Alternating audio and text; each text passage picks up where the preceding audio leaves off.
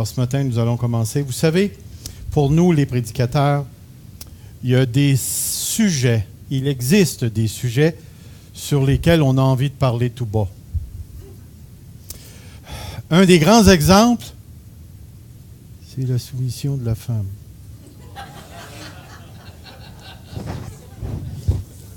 Vous savez, quand on parle de la soumission de la femme, mon ami! Puis pourtant, c'est dans la Bible, je ne comprends pas que vous ne vous réjouissez pas. Un autre sujet qui est souvent délicat, c'est l'argent. Êtes-vous d'accord avec ça? Parce que si tu en parles trop, ils vont dire, ben toi et ton église, là, vous courez après l'argent, puis votre affaire de Dieu, c'est juste que vous voulez vous enrichir. Et puis, si tu n'en parles pas, eh bien, tu vas avoir à rendre compte à Dieu, parce que ceux qui enseignent vont être jugés plus sévèrement. Alors, tu te dis, Seigneur, comment j'aborde le sujet? Parce que ce matin, nous continuons notre étude dans le livre de Jacques.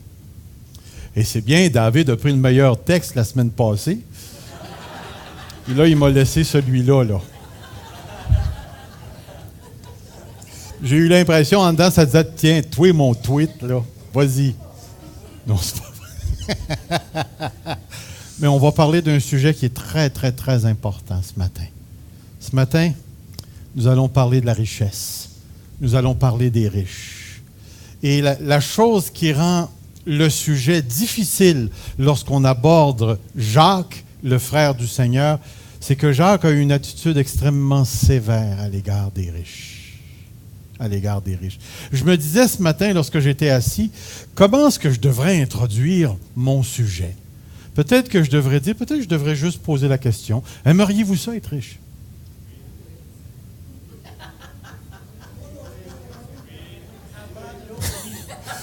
Imagine-toi, chérie, ce que ça va avoir l'air quand on va finir. Ou j'avais dit, peut-être que je devrais introduire le sujet comme ceci. Vous savez, aimeriez-vous ça? Lorsque vous marchez dans la rue, on vous pointe du doigt. Et on ne vous pointe pas pour vous accuser, mais on remarque vos vêtements, votre bague, la grosseur d'une pomme. Et lorsque vous parlez, on vous écoute, les gens sont suspendus à vos lèvres. Et tout ce que les gens veulent entendre de vous, c'est comment vous avez atteint la richesse. Comment on parle de la richesse? Vous savez pourquoi le sujet, il est important? C'est parce qu'à l'intérieur de nous, il y a une sorte de corde sensible à l'intérieur de nous. Et on désire tous le bonheur. Le bonheur. Même Aristote, là, 400 ans avant Jésus-Christ, nous disait que nous avons, dans un certain sens, été faits pour le bonheur. On est fondamentalement orienté vers le bonheur. Et la plupart d'entre nous, nous sommes capables de faire la différence entre ce qui ne produit pas du bonheur et ce qui produit le bonheur. On est tous capables de faire la différence entre ce qui fait souffrir et ce qui fait jouir. On est tous capables de faire la différence entre le rude et le doux. C'est inné, c'est à l'intérieur de nous. Vous ne verrez jamais des croyants se promener en plein milieu du mois de février sur la rue principale en bédaine disant « Je suis à l'épreuve du froid ». Ça n'existe pas. Nous avons tous une conception du bonheur.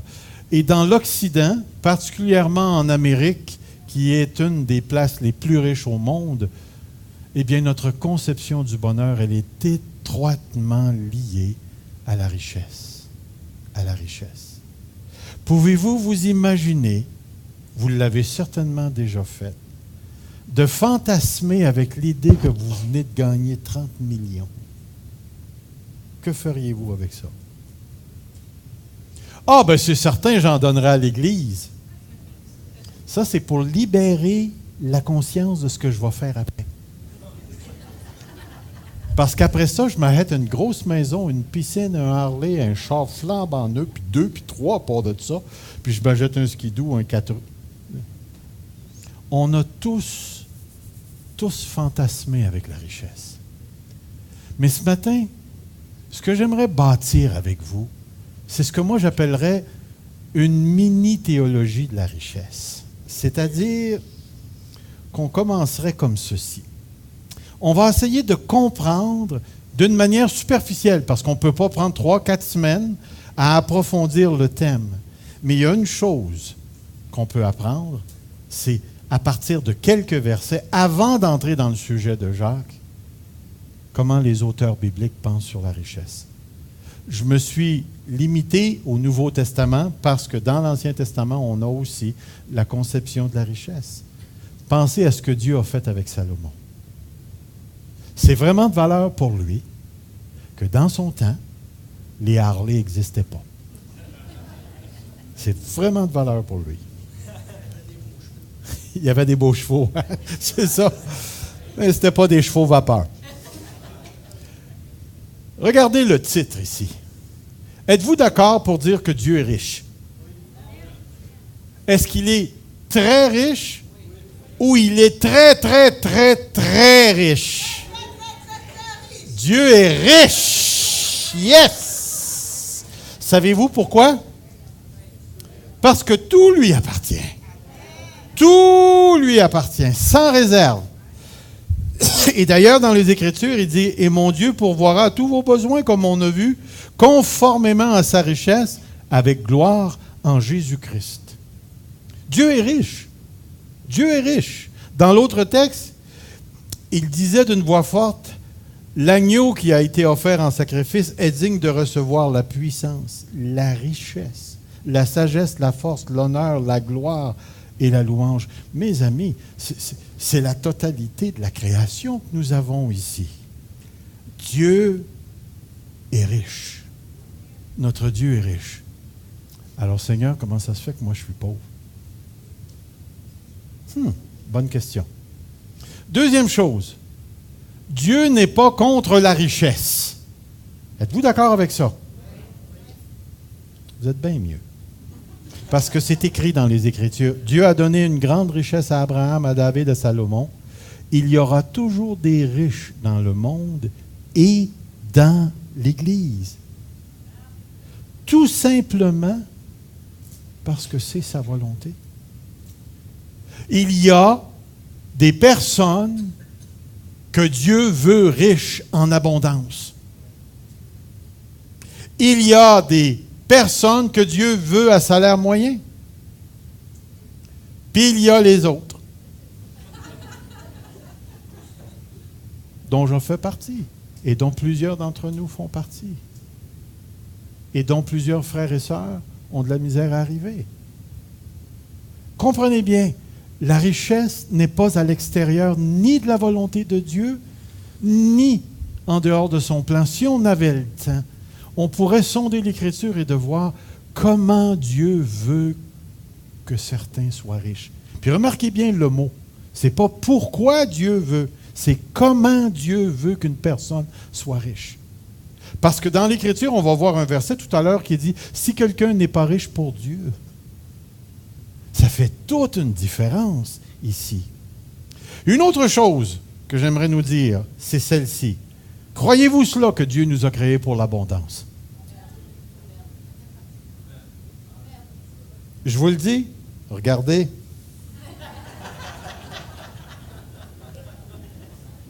Je ne suis pas maigre. Je suis juste bien. Mais Dieu nous a créés pour l'abondance. Rappelez-vous au commencement de la création. Quand Dieu a créé toute la terre, il a créé tous les minéraux qu'il y avait dans la terre. Il a créé toutes les structures de la culture. Il a créé tout l'univers avec une abondance telle. Et il a invité l'homme à posséder la création, posséder la terre. Saviez-vous que déjà dans la pensée de Dieu, votre téléphone existait déjà? Parce que tous les minéraux, tout ce qu'il faut pour construire un téléphone était déjà dans la terre du temps d'Adam. Et tout ce qu'on a aujourd'hui de voitures, d'électronique, de maisons, de briques, de linge et de tout, faisait déjà partie de la création.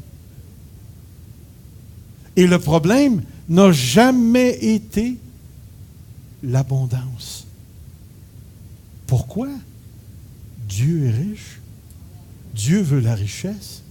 Et il nous a créés pour participer à cette richesse-là. Dieu veut l'abondance. Je ne sais pas si vous savez, mais lorsque vous regardez le futur et que vous pensez au nouveau cieux et à la nouvelle terre, comment est-ce qu'elle nous est décrite dans les derniers chapitres de l'Apocalypse? Des rues en or, des portes en perles, en émeraude. Mon ami, lorsqu'on va entrer au ciel, on va rentrer dans une richesse inimaginable encore aujourd'hui qui surpasse tout ce que nous pouvons nous imaginer. Comprenons que le problème n'est pas Dieu, le problème n'est pas la richesse et le problème n'est pas l'abondance à laquelle nous sommes appelés. Nous sommes appelés. Voyez-vous, dans l'enseignement de Jésus, nous retrouvons ce texte qui dit ceci. Ne vous amassez pas des trésors sur la terre. Seigneur, c'est toi qui as rempli la terre de cette abondance. Où la teigne et la rouille détruisent, où les voleurs percent et dérobent. Mais amassez-vous des trésors dans le ciel, où la teigne et la rouille ne détruisent point, où les voleurs ne percent et ne dérobent. Et là, il va dire une phrase tout à fait particulière. Car là où est ton trésor, là est ton cœur. Et en exposant cette simple phrase-là, Dieu a pris l'être humain et la richesse, et il a établi, il a démontré qu'il y avait un rapport entre la richesse et l'homme, et que ce rapport se trouvait au niveau du cœur. Que c'est par le cœur que nous avons un rapport avec l'abondance, la richesse. Et que ce cœur-là déterminait la nature de la relation qu'une personne entretient avec l'abondance et la richesse. Alors là où est ton trésor, là est ton cœur. Mais on pourrait la revirer de bord. C'est-à-dire, là où est ton cœur, on va trouver ton trésor. On va trouver ton trésor. Alors Jésus nous met sur la piste. Il nous parle du cœur et de la relation que ce cœur entretient avec la richesse. Mais remarquez une autre chose, on aurait pu aborder le sujet d'une autre manière. Le cœur et la pauvreté.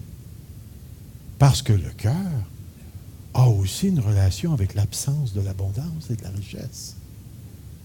Le cœur, comment je dirais ça, c'est l'autoroute par laquelle passent toutes les relations que nous avons ici-bas sur cette terre. Que ce soit une relation personnelle, individuelle, avec une personne ou avec un animal ou avec, peu importe, avec la richesse, tout passe par le cœur. Donc Dieu met complètement au centre, il pointe, dit là, c'est dans ton cœur que ça se passe. Mais ensuite, il va dire ceci. Dans l'évangile de Marc, c'est écrit, Jésus, l'ayant regardé, l'aima et lui dit, il ne te manque qu'une chose. Savez-vous de qui on parle ici? On parle du jeune homme riche. Vous avez déjà lu l'histoire du jeune homme riche? Un jeune homme qui s'approche de Jésus.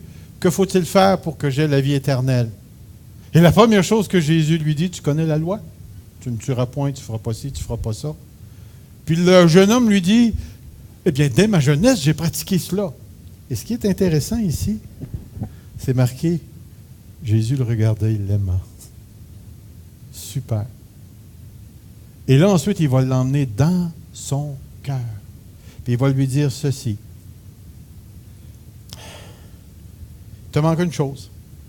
Va, vends tout ce que tu as, donne-le aux pauvres, et tu auras un trésor dans le ciel, puis viens et suis-moi. Oh boy! Regardez la suite du texte. Mais affligé de cette parole, cet homme s'en alla tout triste car il avait de grands biens. Et le problème, c'était pas qu'il avait de grands biens. Regardez la suite. Jésus regarda autour de lui et dit à ses disciples, « Il sera difficile à ceux qui ont des richesses d'entrer dans le royaume de Dieu. » Les disciples furent étonnés de ce que Jésus parlait ainsi. « Seigneur, n'est-ce pas toi qui bénis, qui donne la richesse? » Et reprenant, il leur dit, « Mes enfants, qu'il est difficile à ceux qui se confient. » Confie. Le cœur. Une relation du cœur avec le rapport de la richesse. Savez-vous ce qu'on a dans ce simple texte-là? On a tout le concept de la sécurité humaine. On a tout le concept de la sécurité humaine. Je suis sécure, je suis en sécurité si mon compte de banque est plein. Si j'ai ma maison, ma voiture, si toutes les affaires vont bien, si je gagne un gros lot. Je suis en sécurité parce que nous sommes entraînés par le corps à avoir des besoins. Dieu nous a créés avec des besoins. Il n'y a personne ici qui est autosuffisant. Nous avons tous besoin d'air, de nourriture, de chaleur. Nous avons tous besoin de vêtements, surtout si vous êtes au Québec en hiver. Nous avons tous des besoins pour maintenir la vie que nous avons présentement. Et Dieu nous a créés comme ça parce que dans sa pensée à Dieu, il n'a jamais eu l'intention de créer un autre Dieu, c'est-à-dire autosuffisant. Et Dieu nous a créés dans une dépendance envers lui. Et cette dépendance-là, elle est constitutionnelle, c'est-à-dire qu'elle fait partie de la constitution de notre être, de notre ADN, de notre manière d'être faite. Savez-vous que présentement, vous êtes obligé d'être maintenu en existence par Dieu pour continuer d'exister? Dans la lettre aux Hébreux, chapitre 1, et au verset 3, c'est marqué « Il maintient toutes choses en existence par sa parole. » Maintient toutes choses en existence. Ça veut dire que présentement, pour que tu sois, il faut que Dieu te parle. Non pas parler individuellement, il faut qu'il te prononce. Serge, tu continues d'exister. C'est intéressant. Puis savez-vous ce qui est super intéressant? C'est que même dans l'immortalité, dans la vie éternelle, on va continuer à être des créatures totalement dépendantes de Dieu. Ce qui va avoir changé, c'est notre cœur. Ça va être notre cœur. Mais c'est important. Ce que je veux que vous reteniez ici dans notre petite compréhension biblique, c'est le fait que la richesse peut devenir une plateforme de confiance où l'homme réellement s'appuie sur la richesse. Une autre chose qu'on apprend plus négative encore, c'est celui qui a reçu la semence parmi les épines, c'est celui qui entend la parole de Dieu, mais en qui les soucis du siècle et la séduction des richesses étouffent la parole. Un rapport de séduction entre le cœur et l'objet peut être au centre du problème. On a un autre texte dans l'Évangile de Luc qui dit « Jésus leva les yeux et vit les riches qui mettaient leurs offrandes dans le tronc. Il vit aussi une pauvre veuve qui mettait 2 petites pièces. Alors il dit, je vous le dis en vérité, cette pauvre veuve a mis plus que tous les autres, car eux tous ont pris de leur superflu pour mettre des offrandes à Dieu dans le tronc. Le cœur séduit et la possession de la richesse peut réellement conduire à une superficialité religieuse. Vous rappelez-vous de ce texte où Jésus dit « Ce peuple m'honore, mais est éloigné de moi. » Frères et sœurs, c'est par le cœur que nous entretenons un rapport avec l'abondance et la richesse. Mais ce qu'il faut comprendre, c'est que dans notre constitution, la manière dont nous sommes faits, on aime la richesse. On a été constitué, créé pour l'abondance. Il y a quelque chose qui vibre à l'intérieur de nous. Le grand problème, c'est que le péché est venu gâcher bien des choses. Regardez dans Paul et Jean. Regardez encore une fois, aux riches de ce monde, ordonne de ne pas être orgueilleux, une attitude du cœur, et de ne pas mettre leur espérance dans des richesses incertaines. Encore ce rapport de confiance qui revient. Regardez dans la lettre de Jean. En effet, tout ce qui est dans le monde, la convoitise qui est dans l'homme, la convoitise des yeux et l'orgueil dû aux richesses, vient non du Père, mais du monde. Nous avons ici une affirmation sur la condition spirituelle d'une personne et du lieu fondamental de son appartenance. C'est-à-dire lorsque le péché déforme le cœur pour établir une relation particulière avec la richesse, qui détrône Dieu et qui enlève Dieu comme étant le fondement de la sécurité, la véritable sécurité de nos vies, Jean fait une affirmation sur la condition spirituelle d'une personne. Vous vous rappelez, à un certain moment donné, j'avais placé devant vous deux cercles. On avait dit, il y a la chair, puis il y a l'esprit. Puis une personne ne peut pas être entre les deux. Elle est soit dans la chair, ou elle est soit dans l'esprit. Et ce qu'il est en train de dire ici, c'est que l'orgueil provoqué par la richesse, ça vient d'ici. Et que ceux qui sont ici n'appartiennent pas à Dieu. C'est sérieux. Sérieux avertissement. Savez-vous que la richesse, qui est une bonne chose, peut tellement être mal utilisée qu'elle peut aller jusqu'à déformer la compréhension théologique et spirituelle d'une Église. Regardez ici. Regardez. Écrit à l'Église de Laodicée, voici ce que dit l'Amen, le témoin fidèle, véritable, le commencement de la création de Dieu. Je connais tes œuvres, je sais que tu n'es ni froid ni bouillant. Puisses-tu être froid ou bouillant, ainsi parce que tu es tiède et que tu n'es ni froid ni bouillant, je te vomirai de ma bouche. Mais regardez le verset 7. C'est-tu 17? OK, 17. C'est qu'il affirme la raison de pourquoi il y a de la tiédeur dans l'Église. Et la raison, c'est parce que tu dis, je me suis enrichi, je suis riche, je me suis enrichi, je n'ai besoin de rien. C'est intéressant comme pensée. C'est une Église qui a de l'argent. C'est une Église qui a des riches. Lorsque j'étais plus jeune pasteur et que je travaillais avec l'Association des Églises baptistes, on m'avait envoyé faire de la députation, c'est-à-dire ramasser de l'argent pour le Québec. Alors j'allais d'église en église présenter l'œuvre de Dieu et je suis arrivé dans une église où il y avait 7 millionnaires. Wow! Tu rentrais dans la bâtisse, ça paraissait. Puis quand tu voyais le pasteur arriver assis dans sa Cadillac de l'année, tu te dis, Seigneur, pourquoi je ne suis pas un Ontarien?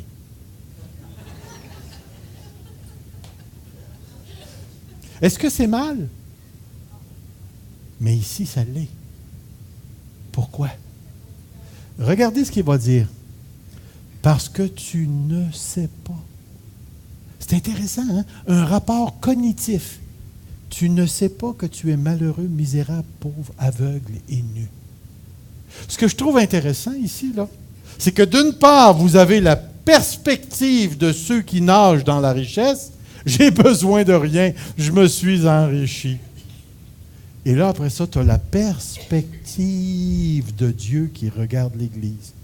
Puis pourtant, la perspective, du point de vue humain, c'est que cette Église-là a de l'argent. Cette Église-là est riche. Elle est réellement bénie en biens matériaux. Mais de la perspective divine, où on arrive à voir le cœur, la parole de Dieu nous présente cette Église-là comme étant aveugle, ne sachant pas sa condition spirituelle, et comme étant nue, dénudée de toute puissance spirituelle.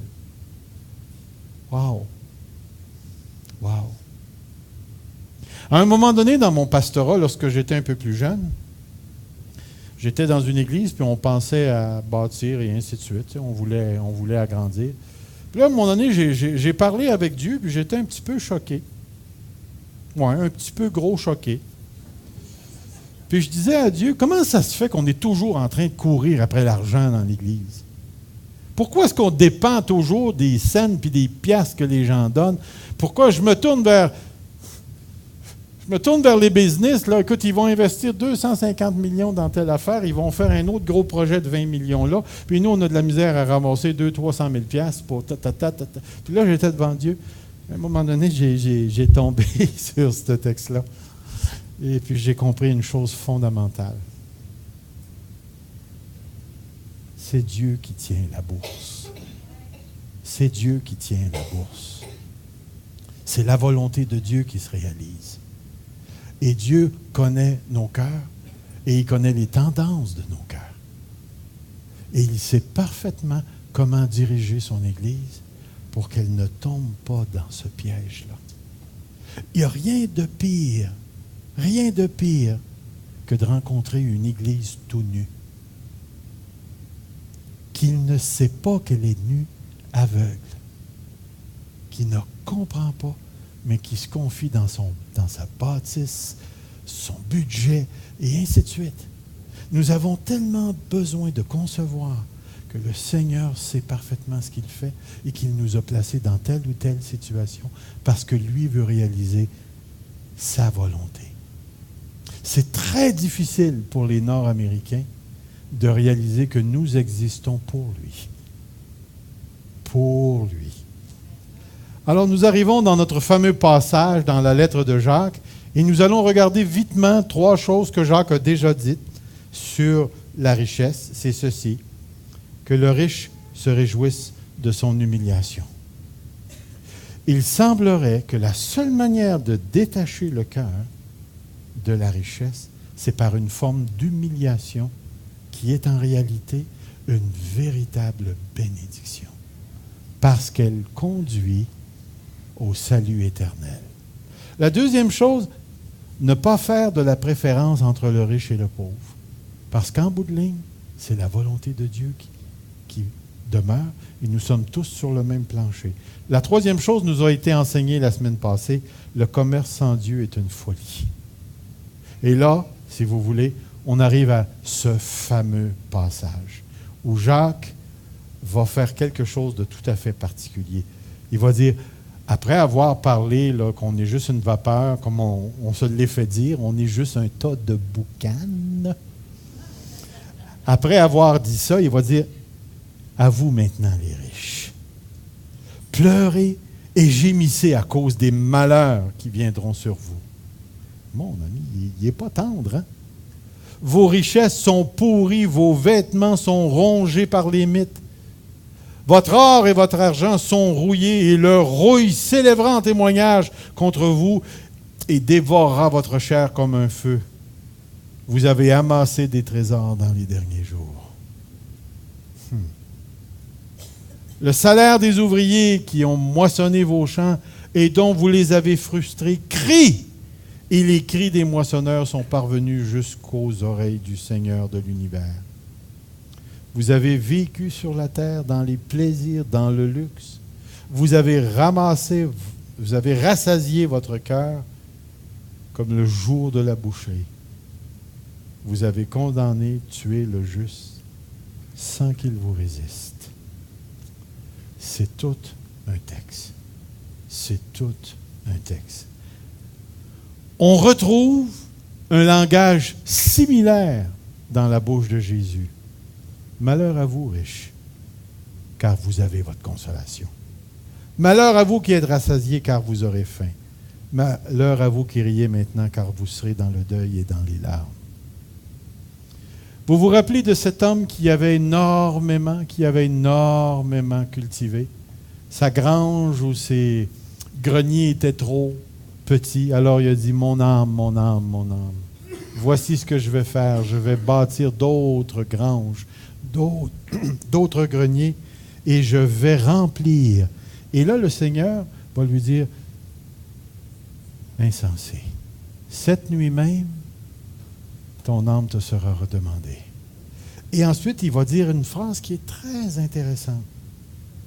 Il en est ainsi de celui qui amasse des trésors pour lui-même et qui n'est pas riche pour Dieu.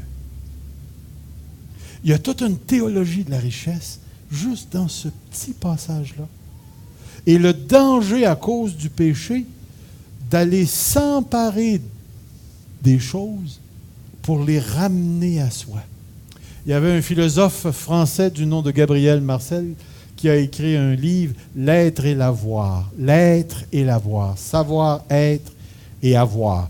Et lui, il disait, le plus grand danger, c'est de posséder la possession et de laisser la possession nous posséder.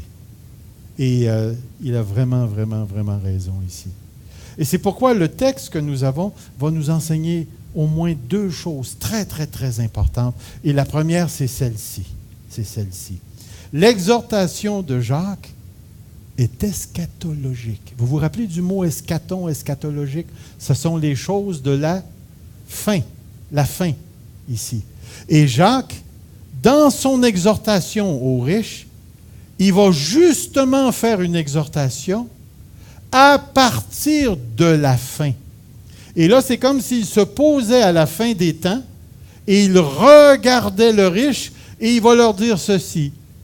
À vous maintenant, les riches, pleurez, gémissez à cause des malheurs qui viendront sur vous. À cause des malheurs qui viendront sur vous.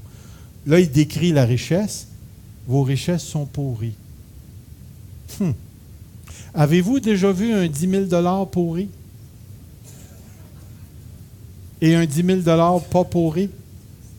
Si vous les mettez tous les deux sur la table, 10 000 pourris, 10 000 pas pourris, à quoi ça va ressembler?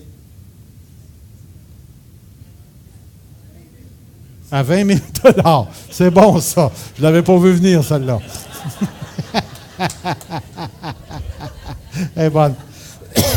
Mais êtes-vous d'accord avec moi que ça va être les mêmes billets? Ça va sentir la même chose? Puis quand on y touche, ça a la même... Pourquoi est-ce qu'un est pourri et l'autre ne l'est pas? Le cœur. Le cœur. Et c'est dans cette perspective que Jacques nous parle. Il n'est pas en train de dire que la richesse est pourrie en tant que telle, parce que regardez bien ce qu'il dit dans le texte. Vos richesses.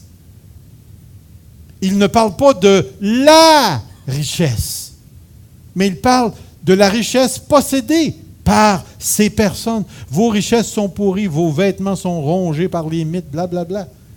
Alors, il est encore en train d'affirmer que là où est ton cœur, là est ton trésor. Et là où est ton trésor, on va retrouver juste en dessous ton cœur. Le même principe qu'on retrouve dans la bouche de Jésus, dans l'évangile de Matthieu. Ensuite, il va dire, votre or, votre argent, la rouille, et ainsi de suite.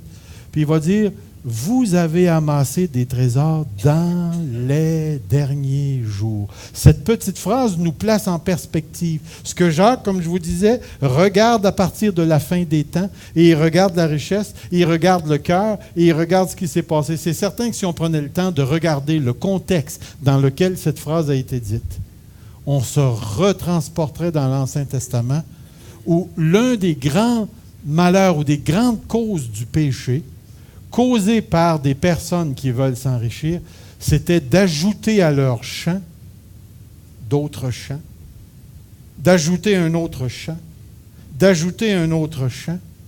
Et plus la personne possédait les terres, plus les gens étaient obligés de travailler pour lui. Et c'est pourquoi que dans le deuxième texte qu'on va voir ici, ces grands propriétaires de terre pouvaient à la fois transformer les travailleurs en esclaves, retenir le salaire, ou même les persécuter et les tuer. Et lorsque je lisais sur ce texte, une des choses qui m'a surprise en particulier, c'est que un groupe de Juifs tout à fait particulier était très riche, et on les nomme les Sadducéens. Est-ce que ça vous dit quelque chose? Les Sadducéens, qui se trouvent à être les prêtres du temple, ceux qui s'occupaient du temple, les Lévites, qui vivaient dans le temple. Et ces gens-là avaient des terres et des terres et des terres et des terres. Et malheureusement, dans le peuple juif, les gens subissaient l'exagération de ces gens. Et c'est pourquoi ici, Jacques nous parle également à partir de son éthique spirituelle. Parce que Jacques reconnaît d'un point de vue eschatologique qu'un jour, ce qu'une personne fait avec son trésor va devoir rendre compte à Dieu, mais il la regarde aussi d'un point de vue éthique. Et là, il va dire ceci: le salaire des ouvriers qui ont moissonné vos champs et dont vous les avez frustrés. Alors, on voit tout, derrière ce texte, on voit tout la manigance, la manipulation de la richesse. Vous vous rappelez de ce qu'on entend souvent encore aujourd'hui? Le riche veut être encore plus riche. Et pour que lui soit plus riche, il faut que toi, tu sois plus pauvre. Et c'est encore le cœur humain qui nous est présenté ici. Être riche pour Dieu ne veut pas dire se dépouiller. Mais vous rappelez-vous de ce texte dans Corinthiens? Je ne me souviens plus si c'est 2 ou 1 Corinthiens. Lorsqu'il parle que le surplus des autres, personne n'en avait trop, car le surplus aidait ceux qui en avaient moins. Et qu'il y avait un partage. Au ciel, on va vivre dans une richesse tout à fait extraordinaire, inimaginable encore ici-bas sur cette terre.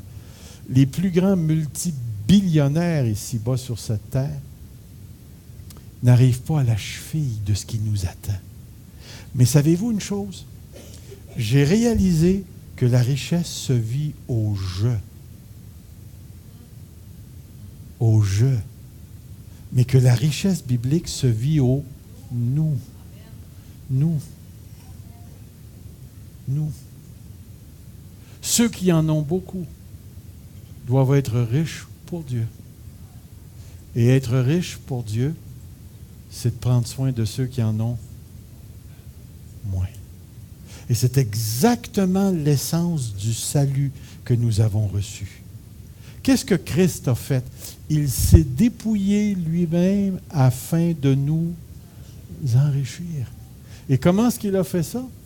Il a fait ça par la croix de Jésus-Christ, la croix qu'il a subie. Il a pris sur lui nos péchés et il nous a imputé sa justice. Et à cause de ce moment spécial que nous avons vécu, maintenant nous avons les poches pleines en raison de la promesse qu'il nous a faite. Est-ce qu'il n'y a pas un texte dans l'Écriture qui nous dit que Dieu veut qu'on ait la vie abondante?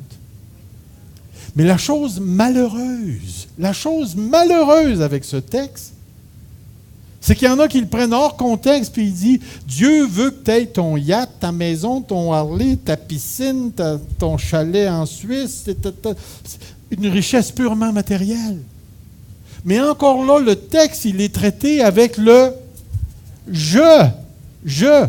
La vie abondante dans l'Évangile de Jean, ce n'est pas une accumulation personnelle des biens terrestres. En ce moment, dans le texte, l'abondance de la vie fait référence à la vie éternelle, à l'immortalité, aux nouveaux cieux, la nouvelle terre, la nouvelle société. Et on va se retrouver dans une abondance extraordinaire. Et nous avons déjà commencé à expérimenter cette abondance. Pourquoi?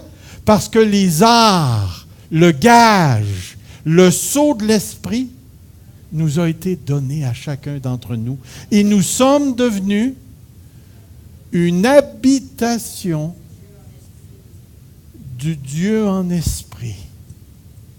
Et à cause de cela, tu as déjà la main mise sur un héritage qui t'est réservé dans les cieux.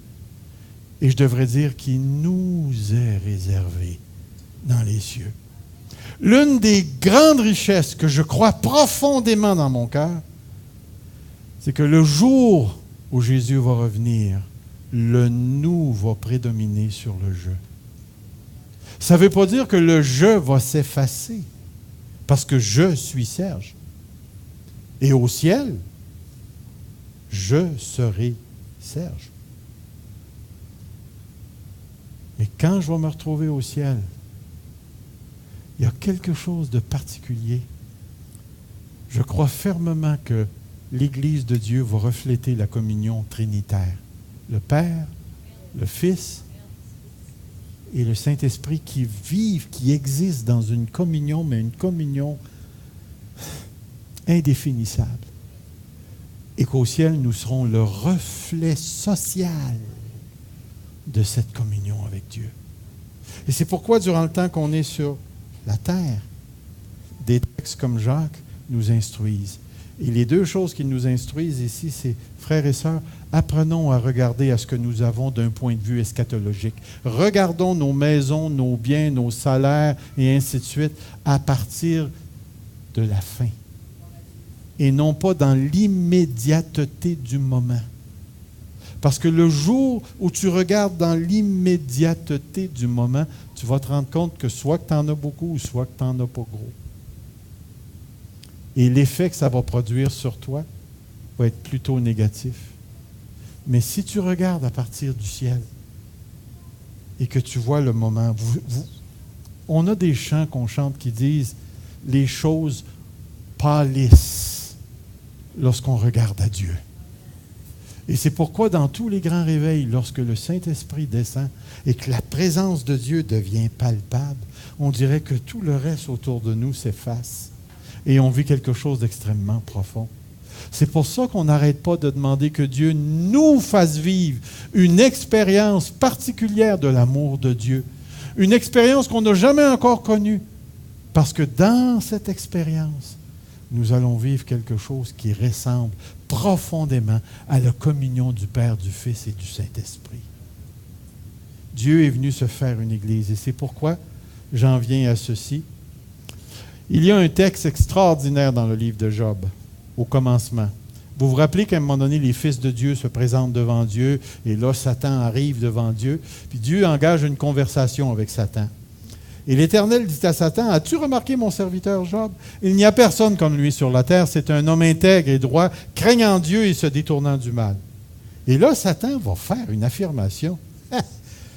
Satan répondit à l'Éternel, « Est-ce de manière désintéressée que Job craint Dieu?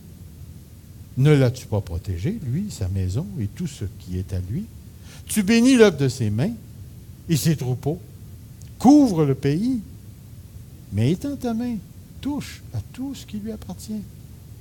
Et je suis sûr qu'il te maudit en face. » Regardez, j'ai mis le texte ici devant. Une partie du texte.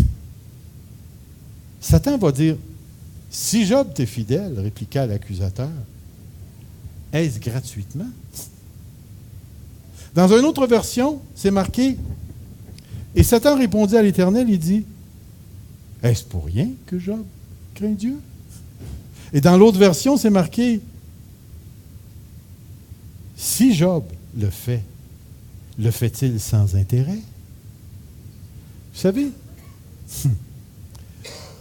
ce que nous devons percevoir dans ce passage se trouve dans la bouche de Satan. Ce que Satan est en train de dire, c'est, d'une part, Dieu achète l'adoration des humains. C'est toute une affirmation. C'est parce que tu me donnes mon gros lot que je t'adore. Et mon ami, puis l'autre part, c'est l'homme craint Dieu si Dieu le comble de bien. Voyez-vous ce qu'il est en train de dire? C'est que ta spiritualité dépend de ce que tu possèdes. Et comme Dieu a un besoin intrinsèque d'être adoré, il t'achète. Il t'achète. Ça, c'est la pensée de Satan. Tu penses-tu que Dieu a besoin de toi et de moi? Est-ce que Dieu est autosuffisant? Est-ce qu'il existait avant que tu viennes au monde? Est-ce qu'il existait avant la création? Est-ce que Dieu se complaît dans la Trinité?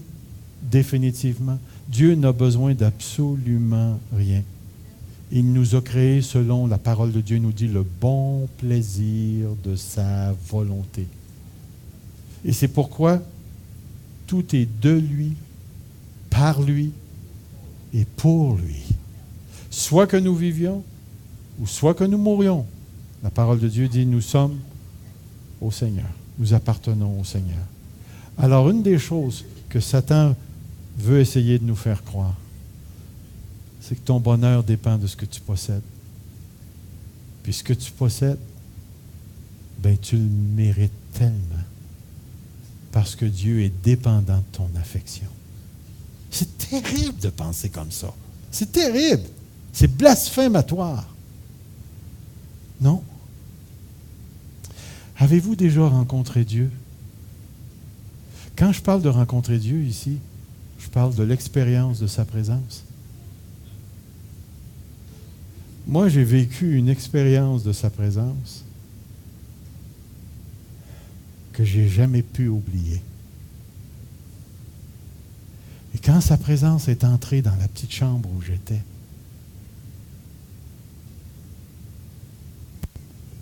j'ai juste pleuré. Je n'étais pas capable de faire autre chose. Sa présence, elle est tellement envahissante, mais elle est tellement bonne. Elle est tellement sublime, suprême, superbe, merveilleuse. Tout le reste s'efface. Et je vous le dis, celui qu'on adore présentement, on l'adore par la foi. Mais dans le livre de l'Apocalypse, j'entends cette phrase. On va le contempler face à face. Et quand ce moment-là va arriver, vous allez comprendre le texte dans Romains chapitre 8 et le verset 18, où l'apôtre Paul dit « Aucune souffrance n'est comparable à la gloire qui nous attend. » Qui nous attend. Et c'est pourquoi, frères et sœurs, le texte de Jacques nous enseigne ces deux choses-là. Apprenons à regarder à ce que nous possédons à partir du futur, de ce qui nous attend. Et la deuxième chose, ne tombons pas dans le péché au niveau du cœur. Soyons conscients des liens, des rapports que nous entretenons avec la possession, afin de ne pas être possédés. Que le Seigneur nous remplisse tellement de sa présence, de sa parole, du Saint-Esprit, que nous puissions nous élever au-dessus de ce que nous possédons et que nous puissions utiliser ce qui nous est donné pour sa gloire. Courbons-nous devant Dieu. Seigneur notre Dieu, regarde, tu nous entends, tu nous vois. Un texte comme Jacques vient nous avertir, Seigneur, de ne pas attacher nos cœurs. Tu veux l'abondance, et si tu veux des millionnaires parmi nous, donne-leur le cœur biblique, c'est-à-dire être riche pour toi, l'humilité, qu'ils soient protégés de l'orgueil. Et je te prie pour ceux qui ont peu, que le petit peu qu'ils ont ne soit pas une cause d'abaissement, de révolte, de découragement ou d'apitoiement sur soi. Parce qu'eux aussi participent à la grande richesse que tu tiens en réserve et dont nous avons déjà commencé à goûter en Jésus-Christ. Merci Seigneur. Merci, merci Seigneur. Si le monde nous dépouille, qu'il nous dépouille, Seigneur. Ils ont leur temps. Un jour, nous régnerons avec les anges, avec toi, dans les nouveaux cieux, la nouvelle terre. Nous serons habillés d'un vêtement blanc et nous pourrons participer à toute la richesse du roi des rois. Que le nom de Jésus soit honoré et très, très élevé, Seigneur. Donne-nous la sagesse de marcher dans tes voies. Dans le précieux nom de Jésus. Amen. Que le Seigneur nous garde, frères et sœurs.